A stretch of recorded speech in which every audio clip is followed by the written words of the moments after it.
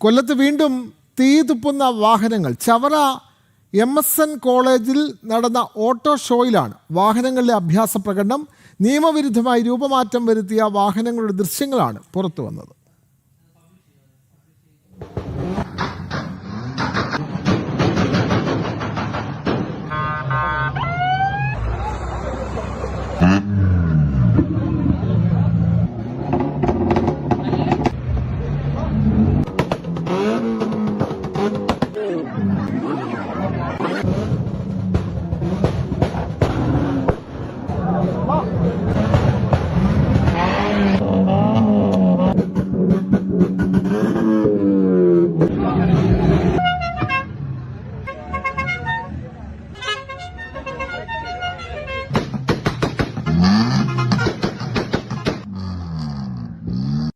ശനിയാഴ്ചയാണ് കൊല്ലം ചവറയിലെ MSN institute of management and ടെക്നോളജിയിൽ auto show നടന്നത്.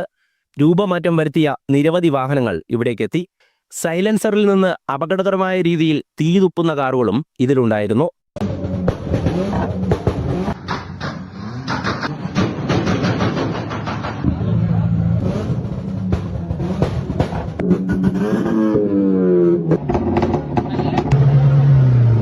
വലിയ ശബ്ദത്തിൽ ഭീതിപ്പെടുത്തുന്ന വിധമായിരുന്നു പല വാഹനങ്ങളും.